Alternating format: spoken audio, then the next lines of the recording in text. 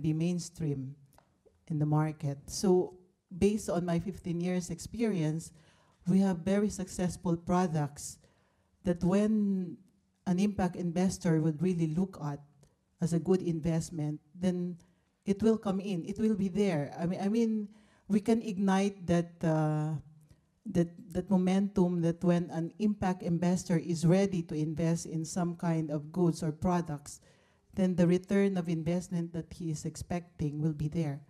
So based on experience, fair trade experience, I would say that there is a good chance for us to really make this market, impact investment market, to be something good for us, good for the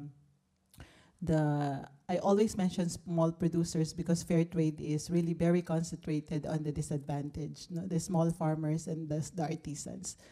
So I think it will generate a good impact. I think we're almost out of time, but perhaps just one more question from the front here. Two questions, actually. No, one question. Okay. Oh, well, I'll run them both anyway. So I'm the director of a social enterprise in the UK, and we're exploring constantly the scaling up route. The one that we've been looking at most recently is acquisition. We've been around that cycle about 4 times. It's very difficult, not successfully yet. So I just wondered whether anybody had any examples of social enterprises that have successfully acquired other businesses. But the linked, semi-linked question, which is raising this issue about talent, which 2 of you have talked about, and so you spoke about recruiting people on the basis of their skills. I wonder, do you think it's easier if the people have got the right values to teach them the skills, or if people have got the right skills to teach them the values? Okay, if we could have maybe a quick response to whether you have any examples of acquisitions. Yeah. I think it moves from values to skills. Skills can be acquired. Values are more important. Yeah. Yeah. Any examples of acquisitions or M&A type activity in this space? Yeah, I'm not familiar with any acquisitions. Yeah, I mean most social enterprises haven't exited in any way. Acquisitions would be great, but yeah, and I agree. I mean, I do think getting the skills is critical, but if you're going to work in one of these organizations, you have to share those values.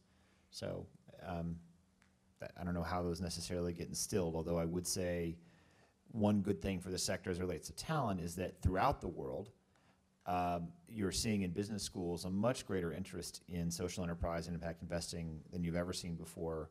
My somewhat fear is that most of that is taking place in the greater north, and what we really need are social entrepreneurs and impact investors that are trained and experience life and are working in the greater south. And I'm hopeful that we will see more of that in universities based there.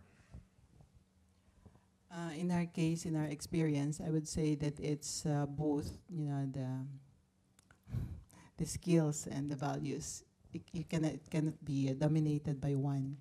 And fair trade is not against control, but we would like partnership rather than control. Okay, well, can we once again thank our wonderful panel and also thank you to you.